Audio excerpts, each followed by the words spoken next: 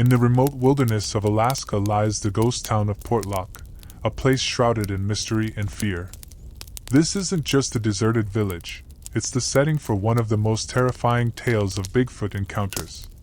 The story of Portlock, Alaska, is a chilling saga of a community driven away by a creature known as the Nantianak. It was the 1940s when Portlock was a bustling cannery town. Fishermen and loggers lived there, carving out a living from the dense forests and icy waters. The village was alive with the sound of industry, the laughter of children, and the steady hum of daily life. But something sinister lurked in the shadows of those woods. People started to disappear. At first, it was just a few unlucky individuals who went missing while hunting or fishing. Their bodies, when found, were mutilated in ways no bear or wolf could manage. The fear spread like wildfire.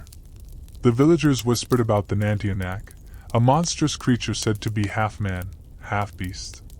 It had been a part of native legends for generations, but now it seemed the legend had come to life. The creature was described as towering over 8 feet tall, covered in dark, matted hair, with glowing red eyes that could pierce through the darkest night.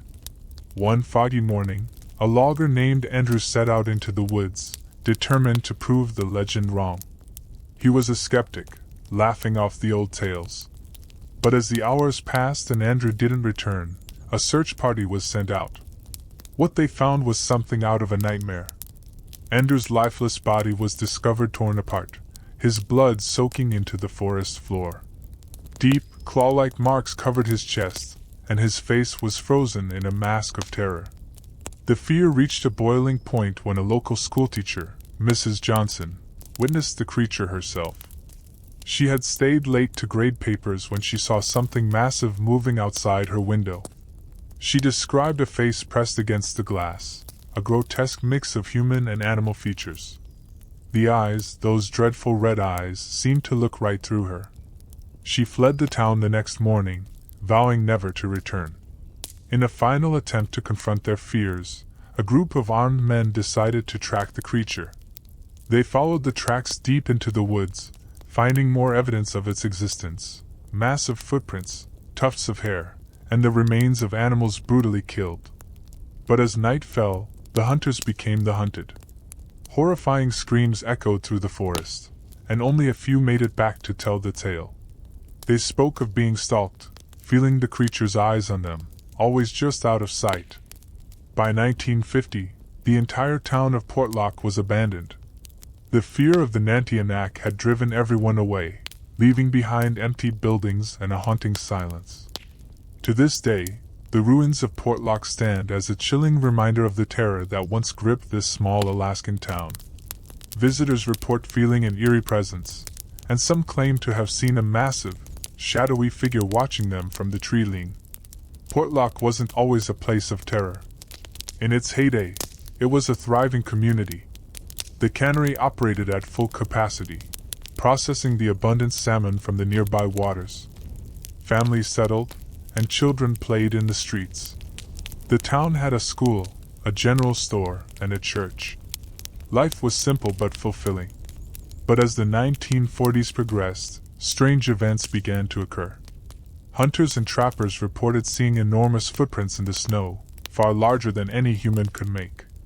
The local native population, who had long spoken of the Nantianak, grew increasingly uneasy. They warned the settlers, but their words were often dismissed as superstition. The disappearances started slowly. A trapper named Thomas was the first to vanish.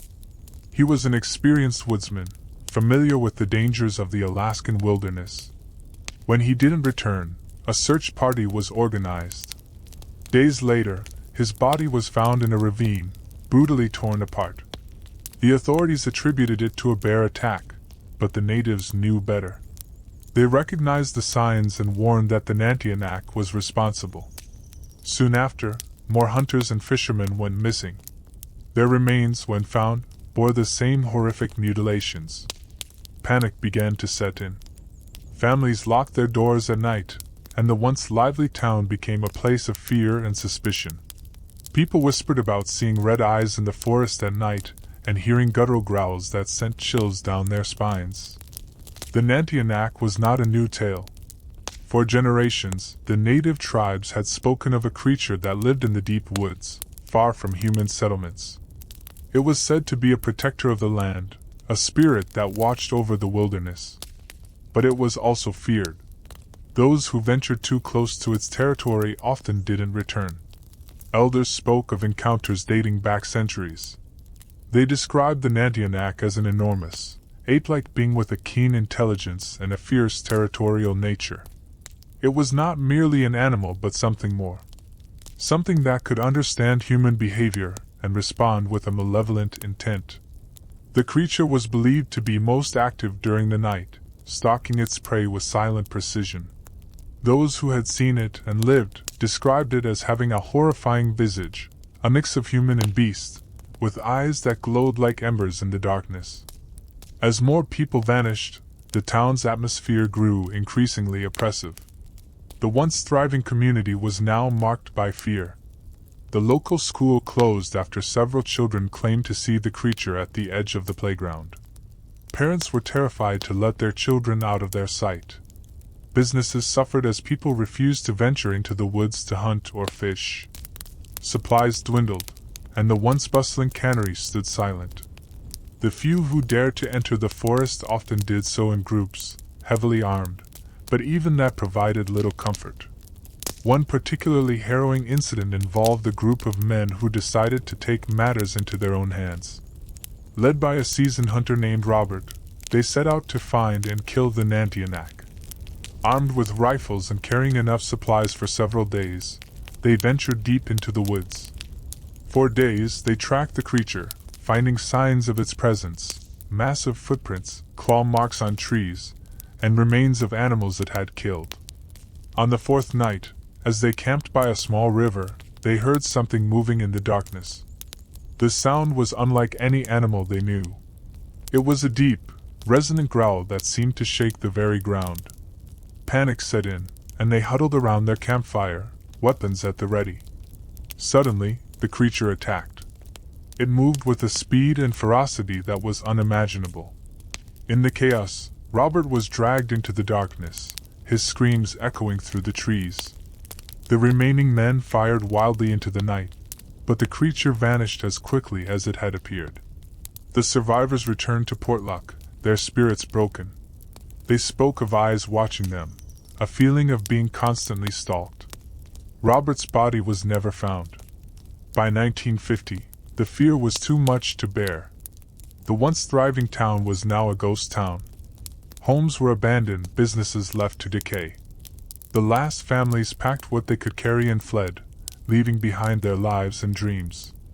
Portlock became a place of legend, its story a chilling reminder of the unknown dangers that lurk in the wilderness.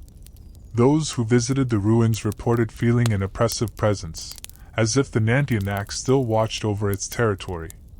Decades passed, but the legend of the Nantianak lived on. In the early 2000s, a group of researchers decided to investigate the abandoned town. They were armed with modern equipment and a healthy dose of skepticism. But what they found only added to the mystery. One of the researchers, Dr. Emily Thompson, recorded her experiences in a journal. She described an eerie silence that blanketed the town, broken only by the occasional rustling of leaves. Their instruments picked up strange, unexplainable sounds at night, and they often felt as if they were being watched. One night, as they reviewed footage from their cameras, they caught a glimpse of a large, shadowy figure moving between the trees. The footage was grainy and inconclusive, but it was enough to send a shiver down their spines. In another encounter, a group of hikers in the area reported hearing guttural growls and seeing red eyes in the darkness. They described a feeling of being stalked, an oppressive sense of dread that grew with each passing hour. They cut their trip short and vowed never to return. The Nantianak remains a subject of fascination for cryptozoologists and paranormal researchers. Some believe it to be a yet undiscovered species of hominid, a relic from a time when humans were not the dominant species. Others think it might be a guardian spirit, a protector of the land that views humans as a threat. There are those who suggest that the Nantianak is not of this world, but something that exists in the shadows between realities. Whatever the truth may be, the legend of the Nantianak serves as a grim reminder of the unknown dangers that lurk in the wilderness. The story of Portlock and its legendary creature is more than just a campfire tale. It's a warning that some places were not meant for humans to live. But what do you all think actually happened there? Was it a Bigfoot with a taste for humans? Or do you think it was a bear mauling people to death? Either way, it is truly terrifying to know that people were being brutally slaughtered by someone, or something. Let me know in the comments your thoughts and opinions. And until my next upload, thank you for watching, and God bless you and your families.